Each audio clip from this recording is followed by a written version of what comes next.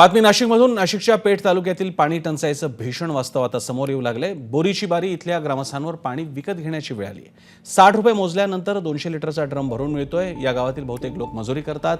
दिवसाला 200 रुपये मजुरी मिळते, त्यातले 60 रुपये पाण्यासाठी खर्च होतात।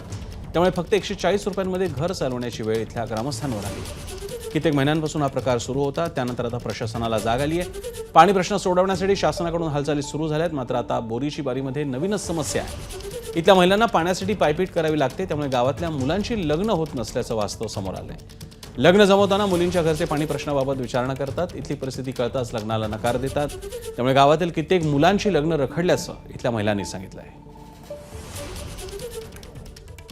दुष्काळाच्या झळा नाशिक जिल्ह्याला जाणवू लागलेल्या आहेत। नद्या, नाल्या, विहिरी सर्व कोरडे ठाक पडलेले आहेत। गावामध्ये पाण्याची व्यवस्था नाही, त्यामुळे टँकरच्या माध्यमातून विकत पाणी घ्यावं लागतंय।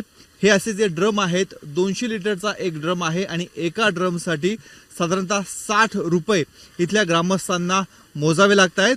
आणि सध्या पैसा येणार कुठून, तर हे जे ग्रामस्थ आहेत मोलमजुरी करण्यासाठी कुठेतरी जातात आणि जो दिवस अखेर त्यांना पैसा मिळतो त्यातले 60 रुपये देऊन ते आपलं पाण्याची आपली तहान ही भागवतात। ताई, काय सांगाल, काय परिस्थिती आहे, कधीपासूनची अशी तुम्हाला पाणी विकत घ्यावं लागतं? 2 महिन्यापासून विकत पाणी घ्यावं लागतं। जनावरांसाठी, आंघोळीसाठी पाणीच नाही इथं हे गावात। पिण्याला कुठलं पाणी वापरता? बोरचं हेच पाणी। हा, रोज मंजुरी नाही भेटत। कधी कधी भेटते, कधी कधी भेटतच नाही। मग त्याच्यामुळे कधी कधी पाणी असं अडचण करून एक दिवस आंघोळ करायची, एक दिवस करायची पण नाही। मग असं करायचं। मग पण हे पाणी किती वेळ पुरतं? हे एकच दिवस पुरत आम्हाला फक्त। जनावरांना पण आम्ही तेच पाणी पाजतो, आम्ही पण तेच, आंघोळीसाठी पण तेच, सगळ्यासाठी। मग त्याच्यामुळे आम्हाला ना ते पाणी पुरतच नाही।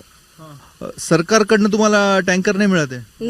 नाही भेटलंच नाही आम्हाला, आम्ही विकतच घेतो पाणी।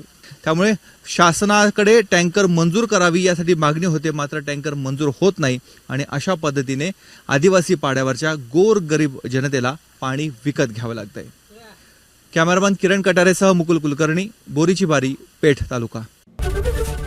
एबीपी माझा, उघडा डोळे बघा नीट।